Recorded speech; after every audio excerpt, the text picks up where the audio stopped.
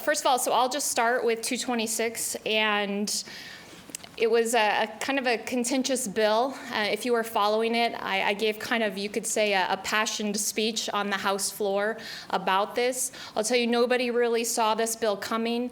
I kind of identified it in the committee, and I just started digging. And then I gave a large presentation on the House floor, and to a small victory, it did fail on the House floor by 1 vote. So. That being said, and I will dig into the details here for a minute, you can watch my full remarks are online, but we are already hearing rumors that they're going to bring it back and try to get it passed again, okay? So we're not out of the woods yet, so that's why it's so important that you understand the details and that this is not just one bill. This is a cancer growing in our education system from zero to higher education, and it is called socialism, but it is how they term it, and a lot of this has to do with social justice programming and race theory. So let me give you a couple of the details of the grant specifically and how I dug into the issue. So it's a federal grant, part of a bigger package. So you're going to see a grant coming up also next week, similar money to go to Idaho Public Television for similar materials for our younger children. It's for birth through age 5. The money was going to go to the State Board of Education, and then they were going to give it to this nonprofit called the Idaho Association for the Education of Young Children.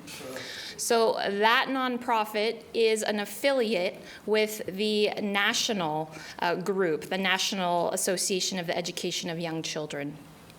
And when I say that they're affiliates, when you go to the Idaho website, if you want to become a member, you become a member of the national organization. You can't become a member of the Idaho organization.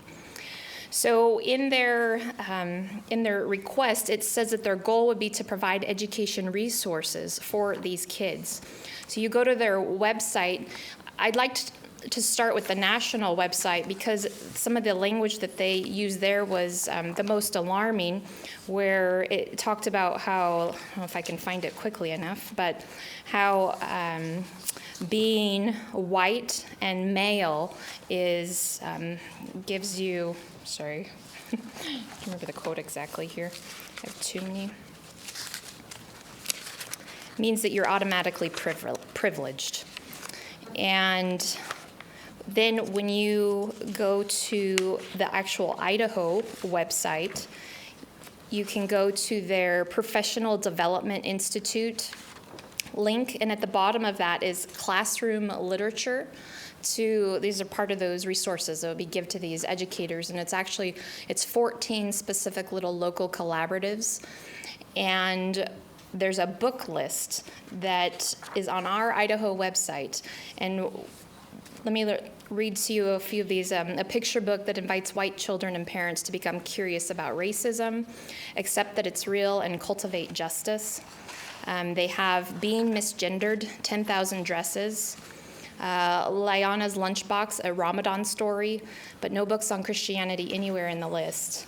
A is for activism. So this one is written for the next generation of progressives, families who want their kids to grow up in a space that is unapologetic about activism, environmental justice, civil rights, LGBTQ rights, and everything else that activists believe in and fight for. So that's just some of the content that they are recommending to for teaching our 0 to 5-year-olds.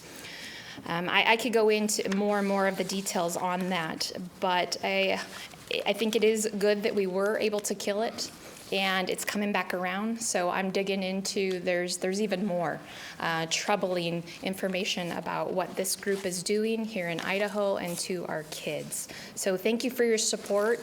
Don't let up on contacting your legislators about that. And then I'll let Representative Ronate talk about the updates with the colleges and universities.